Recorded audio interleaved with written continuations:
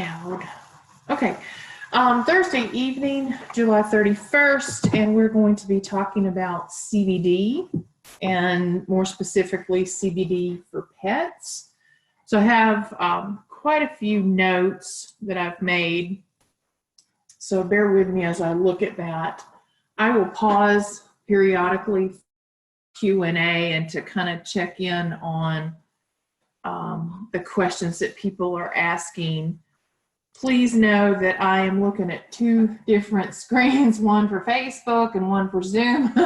And that's so I'll be trying to catch up on the commentary and the questions, that sort of thing. So just bear with me. If you have them, ask them. I'll come back to them and comment on them shortly. So a couple of things. CBD has been around for a while. Clearly, this is not new.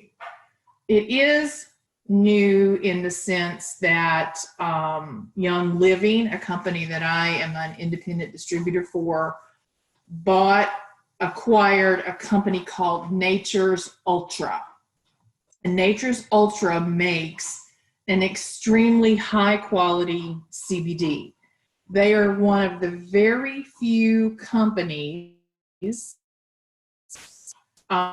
who currently hold a USDA organic certification and organic handlers certification. And they're based out of Colorado, and they have an extremely high quality, extremely well done business plan, product, and so on.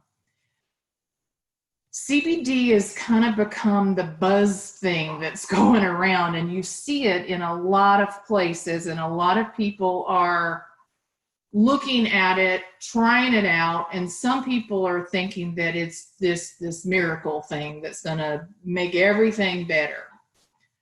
I saw the other day in Rockingham, North Carolina, small town USA, at the family video store that they're selling CBD products. That's probably not a high quality product. So in the same regard that we talk about high quality food, high quality supplements, high quality essential oils, I want you to think about high quality CBD, because those that are not high quality could actually be contaminated with toxins. They could have some synthetics in them. They could have a variety of other things that are inappropriate for us, including THC. And I'll come to what all the THC means in a minute and why it's not in a good quality CBD. So know your source, know where it's grown, know how it's grown, and the integrity of that company. So when Young Living acquired Nature's Ultra, I shifted from the brand that I had been using into this brand because I trust what Young Living calls their seed to seal program, which means they know the plant, they know the soil, they know the materials used to grow that plant. There are no pesticides, no inappropriate things that have been added to or used in the growing process for these products. So extremely important that you begin with a high quality product if you were thinking about trying this for yourself or your pet. You kind of get what you pay for in most cases. And if you are looking at a cheap, expensive and think, oh, wow, that's like way more affordable than some of, you need to question and look at why, because there truly will be a variance in the quality of that product. So what is CBD? It is cannabidiol. It is a constituent of a plant that is grown either as hemp or as marijuana. There are two varieties of the plant called cannabis sativa. So remember, when we talk about essential oils, we talk about the botanical name. So the botanical name of the plant, cannabis sativa, is has at least two varieties. One is a hemp variety that is grown to have no or significantly less THC. And then there's the marijuana plant that has THC in it, right? THC being the constituent that creates that,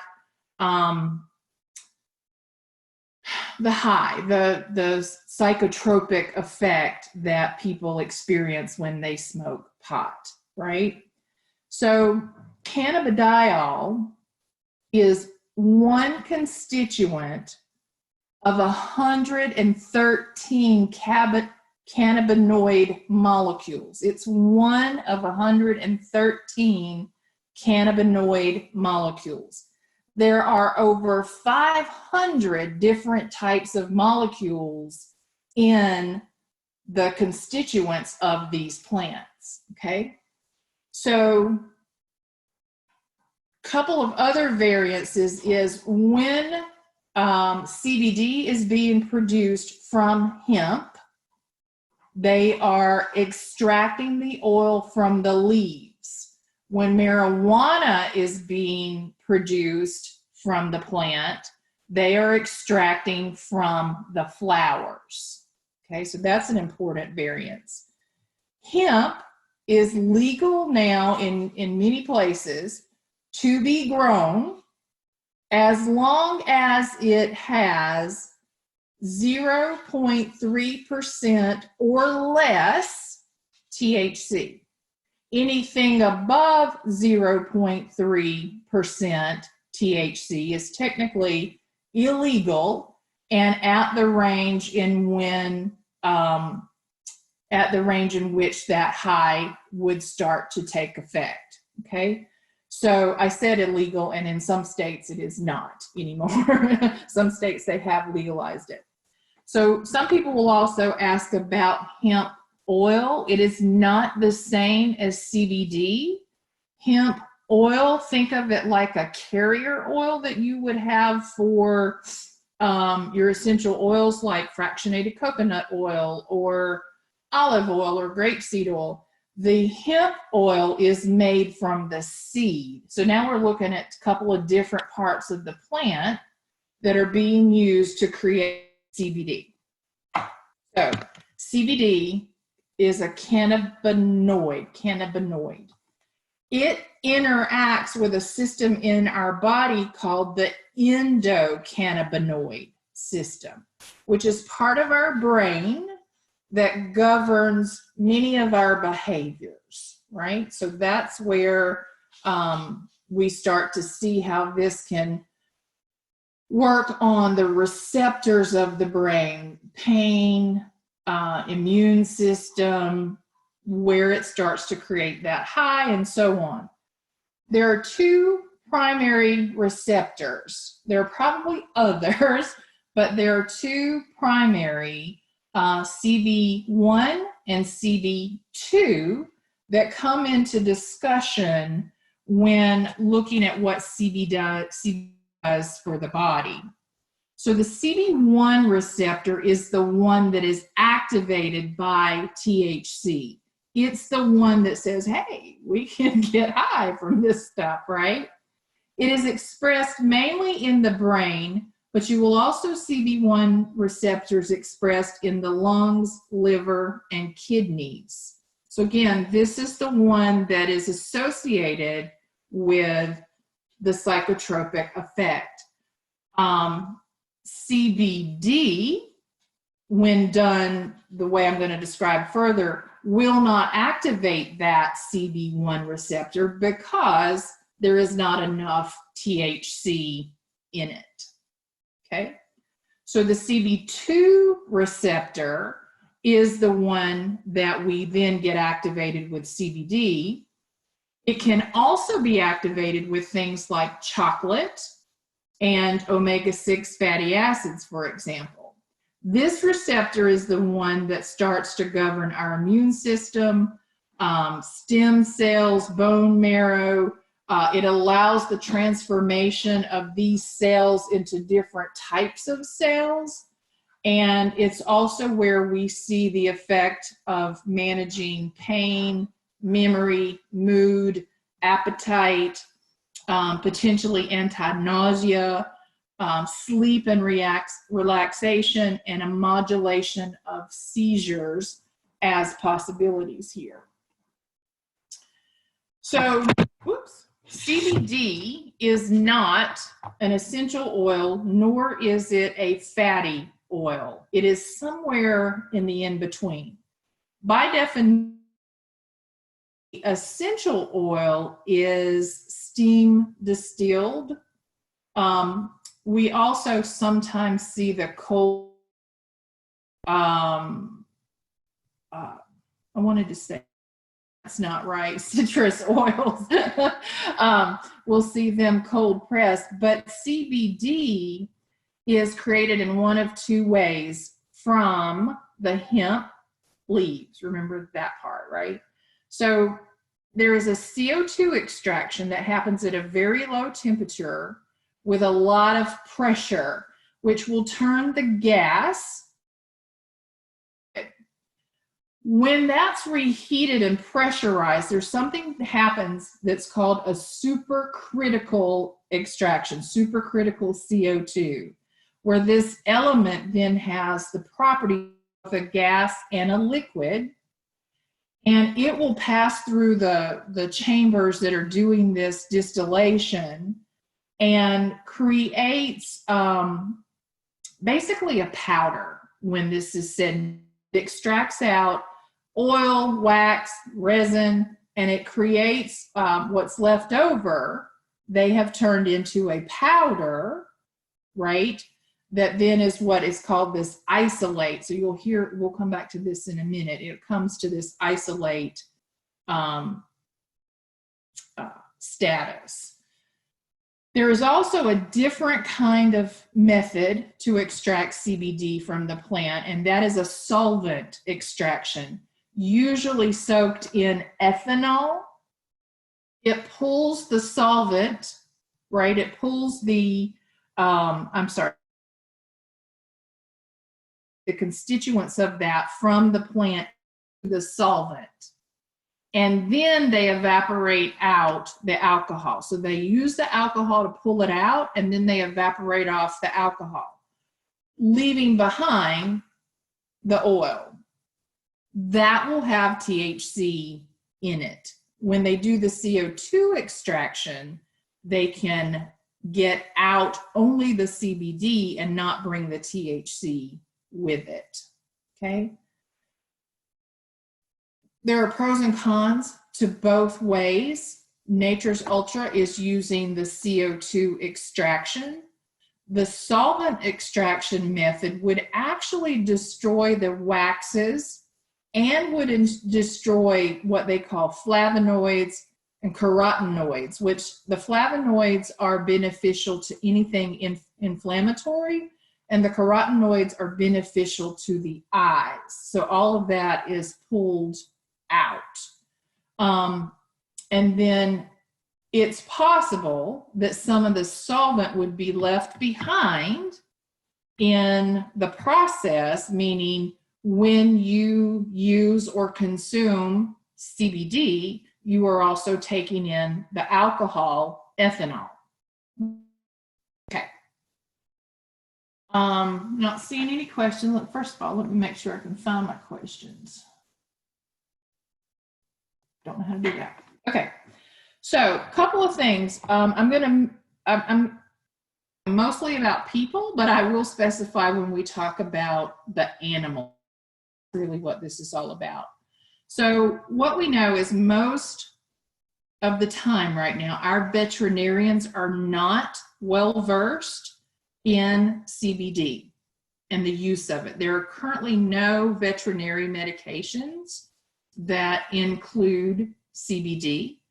And you may find that if you're using CBD for your pet and then go to the veterinarian, that they say, I don't know how to help you. I mean, obviously they'll do what they need to do, but they won't be versed in using that as pain management or in addition to any medications or for the other many common uses that are available. There really aren't any studies that discuss CBD for pet use, CBD use. What I read, in fact, there was just an article today that came out from the Whole Dog Journal that some of you might want to go take a look. But it talked about how for many, many years, because it's been able to actually have CBD and to grow these plants, that the only options they had for doing any kind of testing was with a synthetic product. So they don't really know how the real product works in the animals, and they're just really learning a lot about it for our people. So many people are looking at this going, it is the new miracle drug. Well, technically it's not a drug. It's not a pharmaceutical. It's more like an essential oil than anything. But again, we talked about how it's not an essential oil. So when you use this and you think about why am I using it and what am I using it for, really the only things we have to go on are what other people may be sharing as their story, right? How other people have used it and what benefit they may have seen. It is important for you to know that even though it may work for me, it may not work in the same way for you. It may not work at all.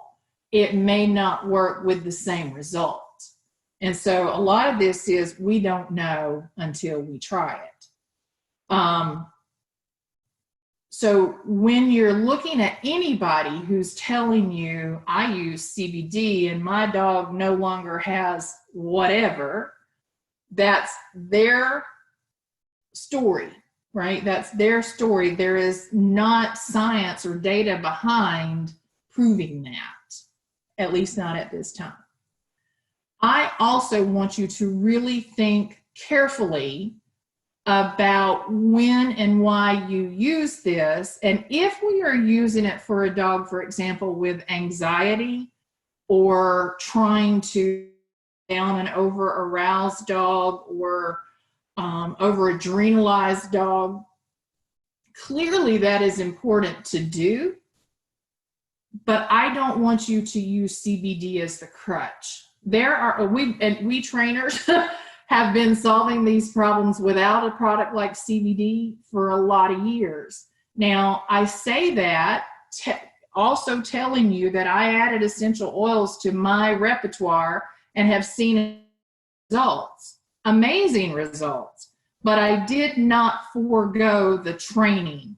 I did not forego the trying to identify the root of the issue and helping the dog address his own healing and his own state of mind.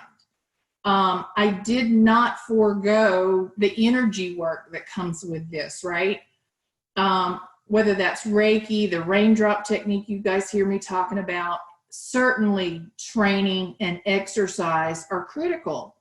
For you and me, we hear people talk about using it for depression or other mental topics, right?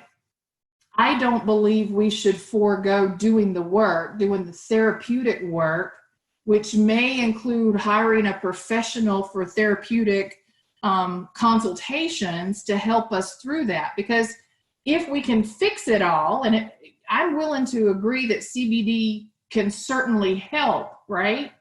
But I don't want it to be perceived as this magic thing and that you don't have to do any additional work to get a result. I think you do have to do the work. I am also very much of the opinion that if we are using it just as a sedative, we're not doing the right things for the dog, right? We ought to be training and working through those issues. Now, again, fireworks, thunderstorms, tremendous levels of anxiety, maybe we do need to add something as we're going through the learning process of change, right? But I don't think we need to look at summer after summer after summer of, hey, I'll just dose them up with CBD. I even heard somebody the other day tell me they CBD'd their puppy. Now, I don't know that CBD is a verb, but but they're like, they gave CBD to a puppy, and I'm thinking, no, that's not how this goes, right? So if we're using that to forego the work that needs to happen, then that's where I have a problem with this, okay? All right, so I'm looking for questions, and I don't even know how to see them on my phone right this minute. I can make a comment.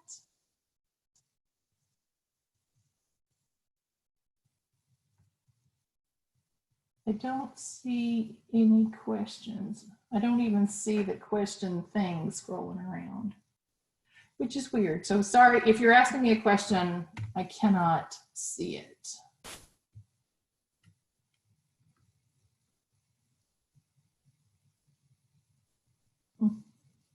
Weird. All right. So about quality, let me just reiterate that the quality of the brand that I'm talking about right now has no pesticides, no solvent, and no heavy metals. I can't tell you how many times we are seeing people and pets show up with heavy metals in their system when I do something called the Zytoscan.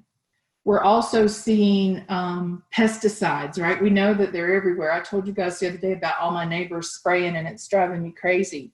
But there are none used in the farming process of this. If you don't know that to be true for the brand you're buying, you ought to question the quality of. So, who should not use CBD? Right now, the Whole Dog Journal, the ASPCA, and many others are suggesting that for pet use, that we hold off, that we don't actually use it. So if you do choose to do that, right, choose to use it, you may find yourself feeling like, who's going to help me with that, right? We also think that at this time we should not use it with pregnant mamas, nursing mamas, diabetics. I've heard diabetics say that they are using this, but the suggestion is to not. So if you're going to think about that, just keep that in mind. And then certainly the theory is we should talk with our veterinarian, but the flip side of that is our veterinarians may not know much about this at all. So their default answer may be choice. So I mentioned earlier that what we have in the Nature's Ultra product is it begins as an isolate, which means they have taken those 113 constituents, right, those 500 molecules, and of those 113 cannabinoids, they have pulled out the one called CBD into a powder form, and then they add it to fractionated coconut oil and make a tincture out of it. So a liquid with a dropper in it that you measure out, droppers full, as a dosage. So everybody then generally wants to know, how much should I give? And the short answer is, don't know. It might vary very much between dog to dog, person to person. Somebody that is exactly my age, my height, my weight may take more or less than I do. Very individualized. And so you have to fall back to the go low and slow, start with the lowest dosage, maybe even less than that of what's recommended on the bottle, and see how you or your pet respond, and then make adjustments from there. For people, and it's presumed to be true for our pets as well, especially if we're looking to manage something like a more chronic pain or a more prolonged type of anxiety, for example, that it has to be used every day, that you have to consistently use some baseline of CBD oil and keep it in the system, keep your body with a certain threshold in the system. And then at times when there is a spike in need, then you may add to that dosage. Some people may not have to add more, but most of us think, and I'll be very honest with you, I did too until I really started learning more about this when Young Living acquired Nature's Ultra. I kind of thought I could just give a dose to the dog an hour or two before the storm and we would see a result. That does not always work. It may, and some people have told us that it works for them, and some people have told us they've seen it work for their dog, but you may find that it does not, that is not a sufficient amount to take effect that quickly, that it may need to happen many days prior. So again, I'm going to fall back to my discussion on if you're dealing with a dog who has separation anxiety or thunder fears or fireworks fears,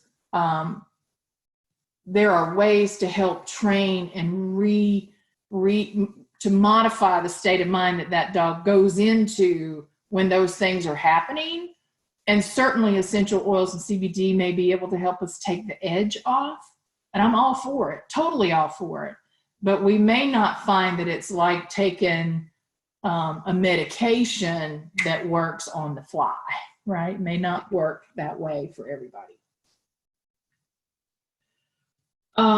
You may also find that when you begin taking it, that an increase or a change in appetite.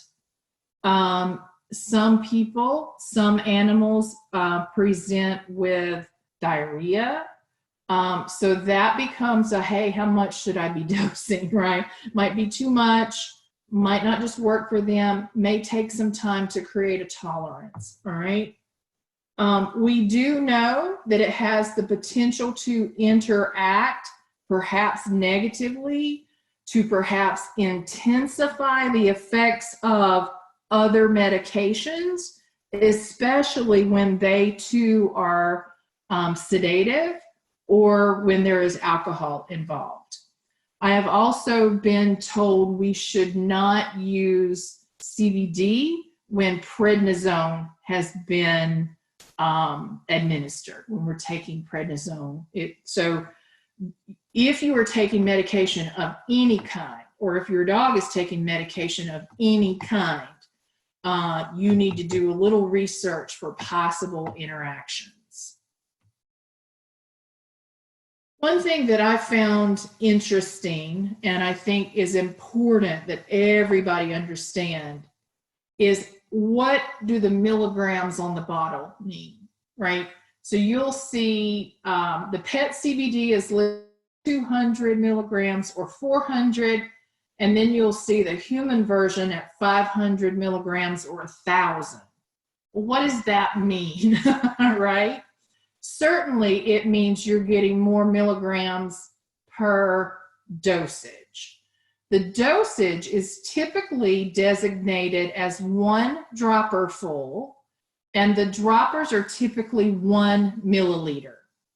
So 1 milliliter is 1 dropper, and in that dropper is not 500 milligrams. The bottle contains 500 milligrams or 1,000 milligrams, right? The bottle contains that. So if you look at that in a 500 milligram bottle of Nature's Ultra, for example, you have to look and say, well, how many milliliters is in that bottle? And then do a little bit of math. So a 500 milligram bottle will have 16.66 or 67 milligrams per dropper full or per milliliter. 1,000 milligram bottle will have 33.33 milligrams per dropper full.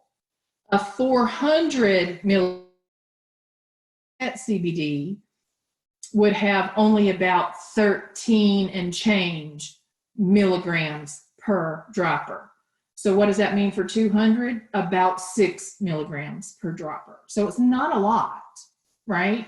So if you got a tiny, tiny little dog, or like my dachshunds, 200 milligrams per bottle and a dropper full might be totally sufficient. Can you buy the bigger amount and share with your dog? Maybe. The difference is pet CBD is typically unflavored. And in the human versions, they typically now add essential oils to the bottle. Now, why are they doing that? Well, so A, it's Young Living, but B, it's actually been proven. And if you follow me on the essential oil side of the world, you've heard me say that we know when we add essential oils to things like our supplements, that it goes into the body, clears receptor sites, and helps the supplements be absorbed and work better. So CBD is categorized in a couple of different spectrums. You'll hear full spectrum, broad spectrum, isolate, which we talked about for the Nature's Ultra, and now this thing called smart spectrum, which Young Living has coined that term. They've trademarked that term. It means nothing to anybody else in the world because this stuff really is not governed by any entities. But smart spectrum is, well, let me back up. Full spectrum would be, they took the whole plant, the true botanical, and made the oil out of that. So all 113 cannabinoids are in there, along with the THC. Full spectrum. Broad spectrum is all 113 in there with the THC removed. Okay, so you're getting all this other stuff. The question is this other stuff better or not? And there's arguments clearly on both sides as to which is better and which is not. There are some people who are going to tell you full spectrum is the only way to go. There are people who are going to tell you broad spectrum is way better than an isolate. When I listened to Dr. Doug Corrigan, who is a PhD in chemistry and biology and all sorts of stuff, very, very smart man. His argument about that was, we don't know what those other 113 things really do, right? We don't, nobody's sort of figured all of that out. And that because it is so variable as to how things are being grown, how they're being extracted, how they're in the body, you could wind up with something that works in this bottle, and in the next production of the growth of the plant and the extraction, it not work at all, or it work very differently. So they're talking about this isolate then becoming something that we know very specifically, can study and control very well You don't have to worry about all this other stuff. And then when they add back in these essential oils to it, then it brings back something that's called terpenes. So if you're ever following the essential oils, or you get involved in the advanced class we're about to do, you're going to learn a little more about that. But these terpenes then go in there and sort of add back constituents that are controllable, because again, Young Living knows the seed to seal, the whole process, and they add this stuff back and make it more like a broad spectrum, but by definition it's not, so they're calling it a smart spectrum. So I hope that's a little bit clear. Hang on one second. I'm just gonna flip over to my computer and see if I can find questions, because I feel like there must be a bunch.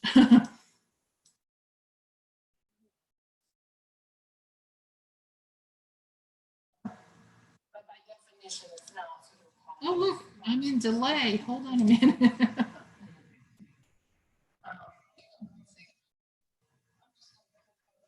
I don't know how to mute me on computer. Muted. Okay, I'm looking at questions. Hi, Dana. Wait till the end. Okay, good to know about taking CD for prednisone. Heard not. Okay, cool. No, I can't see them on my phone. All right, so while I'm looking at it in my note, a lot of people also ask about using CBD for cats. Many people do, just like they use high quality essential oils. Never would we suggest the low grade stuff. Remember, cats have a different metabolic way of processing certain enzymes and how their liver functions do that.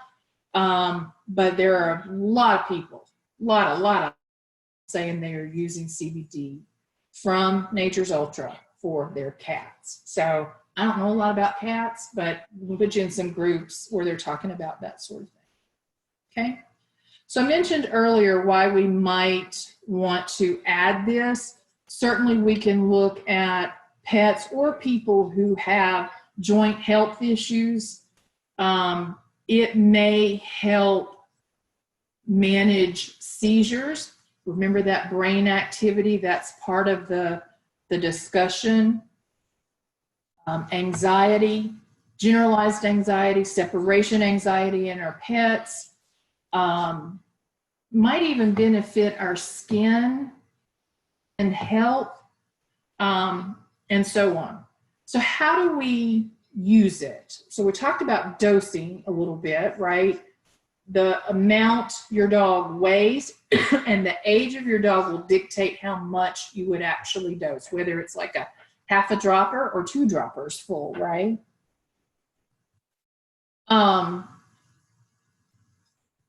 In recent weeks, the Nature's Ultra changed the label to take off consuming CBD. And it now says topical or it says topical or something, and I've forgotten what that is off the top of my head. Do not diffuse Nature's Ultra or any CBD for that matter. It's too thick.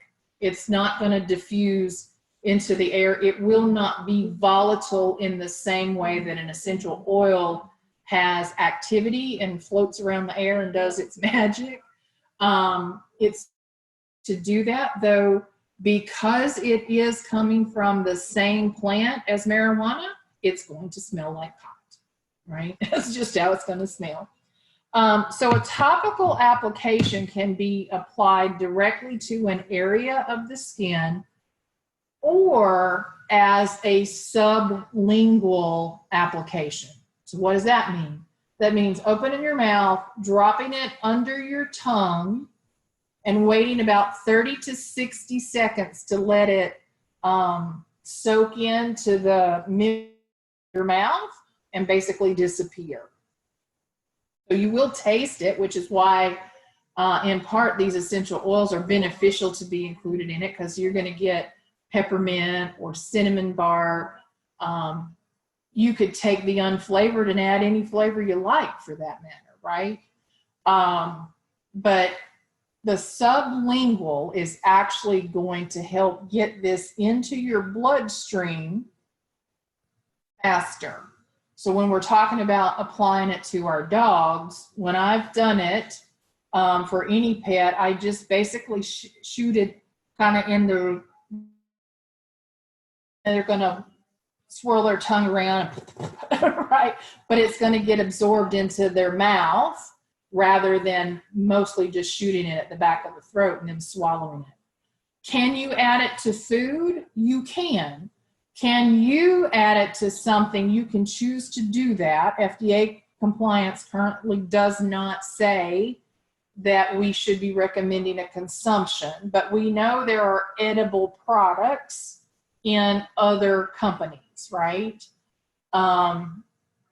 You can choose to do that. But the bioavailability of those milligrams that are going into the system will be reduced when they get into the digestive system versus going directly into the bloodstream. Now, that will, if you are trying to tackle gut health issues, then you want it to start in the digestive system, right? If you are trying to use it for something else, then having it go through the digestive system is probably not the best option, okay? So sublingual is that entry via the lift up your tongue, drop it in the bottom of your mouth, and let it just sort of dissipate into that area. Or you can apply it topically, okay? Tincture we talked about is also a muscle rub, which I'm told is fantastic. I have been listening to a lot of people talk about their sort of story, their testimony of this, and people really have some amazing stories to tell with their results. So again, very individualized how this may go. So all you can do is try it, but I've heard wonderful things about the muscle rub. So I might be acquiring some of that. But we know other companies will have edibles, gummies. Some people are even vaping CBD, right? Putting it in those little vape things and really getting it directly into the bloodstream and into the lungs super fast. There is a risk associated with that called popcorn lung, and I don't think any of us really want to try and experiment with that. So let's see, I mentioned the prednisone, mentioned the drug interactions. I'm going to pause here and see what questions you guys have, and go ahead with your question, Wendy, and then check the other side of my notes.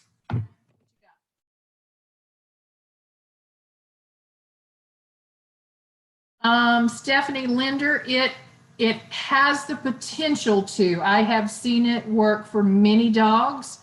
So we kind of discussed at the start of this that it might not work for everybody, and that it might not work as a ad hoc usage, meaning I'll give a little today and we won't give any more for the next 3 weeks. It may not work in that intermittent.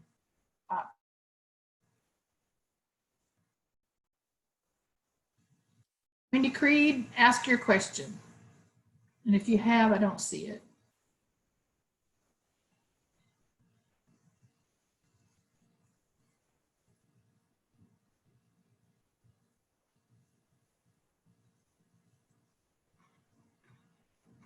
Is this helpful? Did you guys learn anything?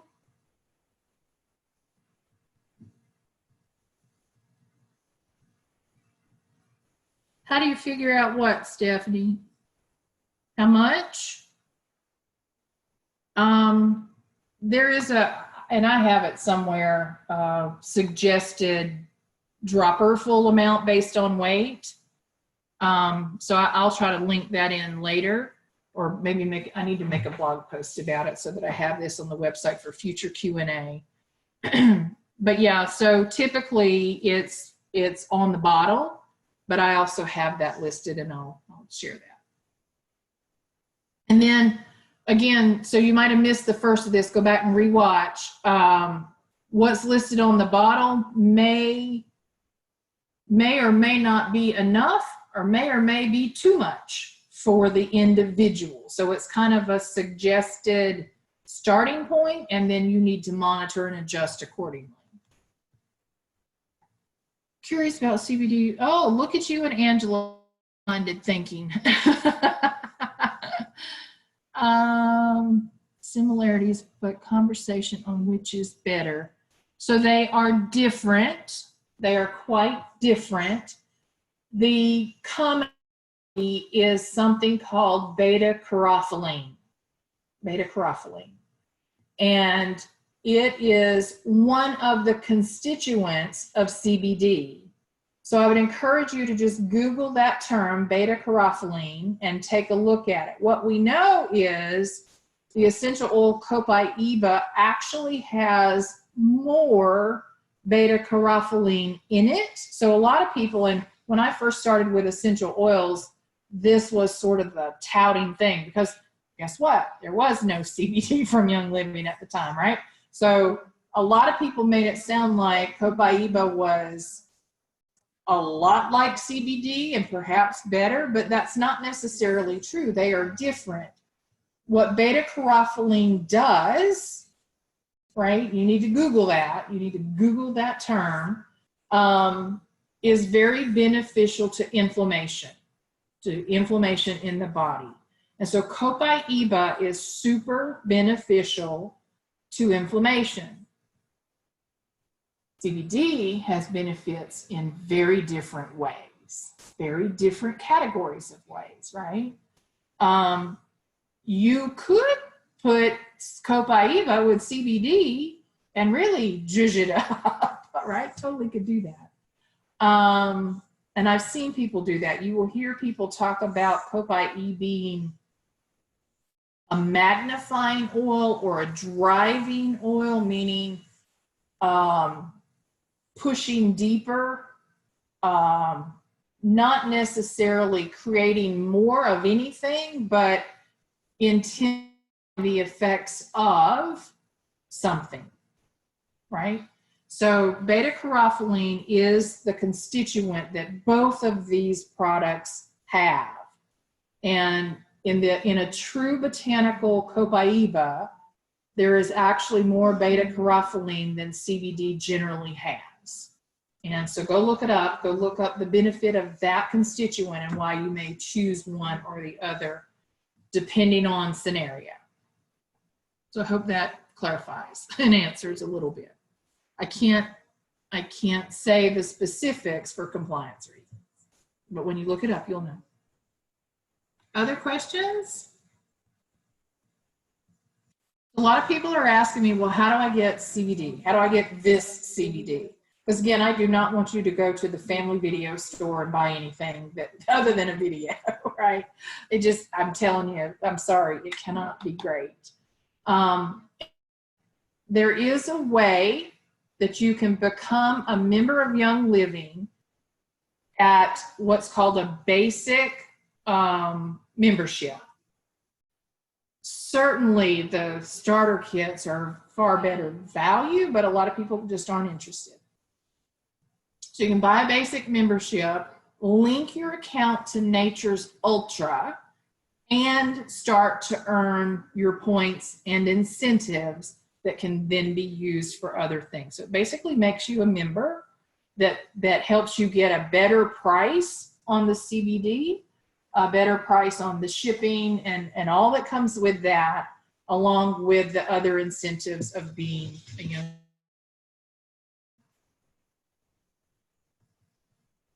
So if you want to try CBD, then I recommend at least getting the basic membership, linking your account, and then placing your order. I'll be happy to help anybody do that. All right, other questions?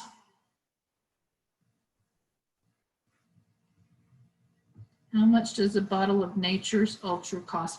It varies, Kim, by the number of milligrams in the bottle.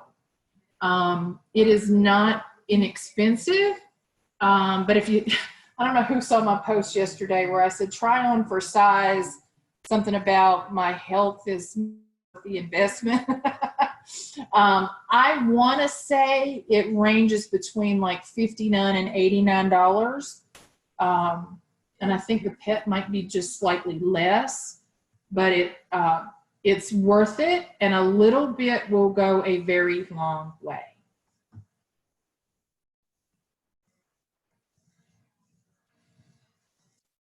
Hey, Amanda. So Amanda is our resident pharmacist, and so Amanda, Dr. Ollie shared a link where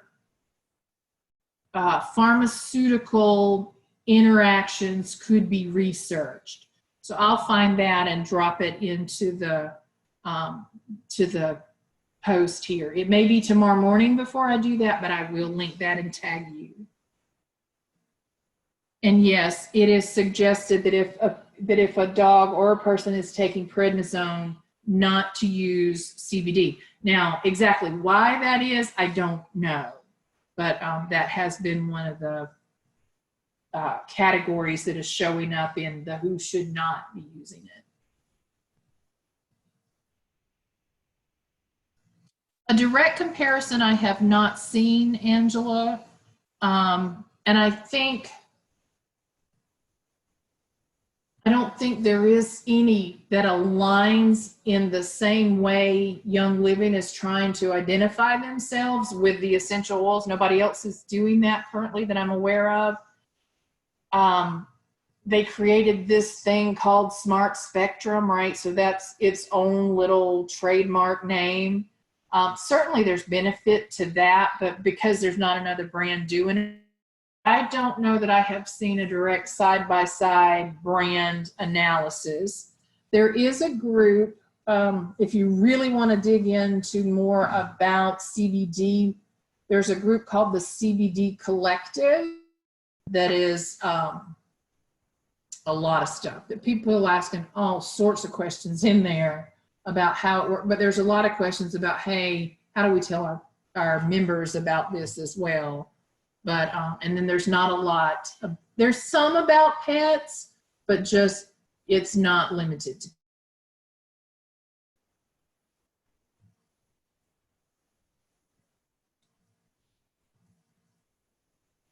Yeah, so the why is it better? The primary argument, and there's a couple, is Nature's Ultra being certified organic and certified as an organic handler.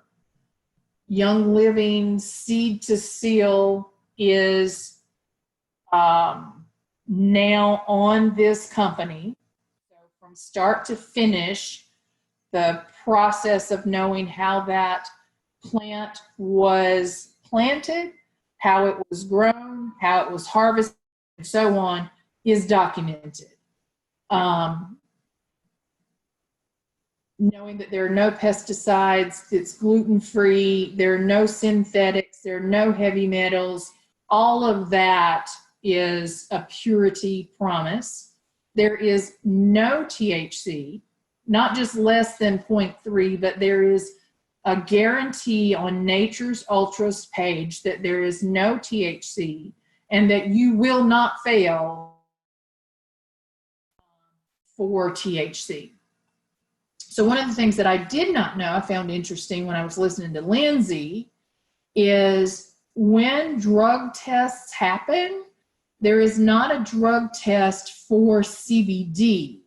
They're testing for THC, but there is not a test for CBD. Now that might change as all this gets legalized and the powers that be get involved. I don't know, but I've been told you will not fail a drug test taking Nature's Ultra CBD. However, we all know, and Lindsay points this out in great detail in her presentations, that there are a number of false positives and there are a number of false negatives in generalized drug testing. And so you could get wrapped up into that, but it won't be as a result of this product. Didn't think about what? The drug testing?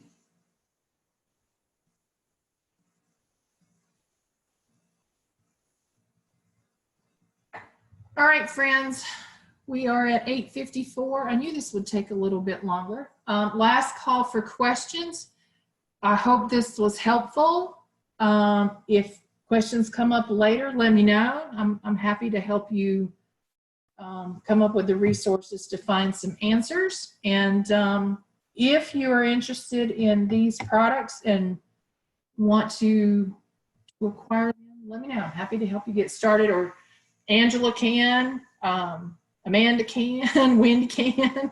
Lots of people on this call are members as well. And so if you have them as your friend, you can sign up with them as well to start using these products and still get me as your coach and consultant and whatnot. So happy to help any way I can. All right, friends, have a good night.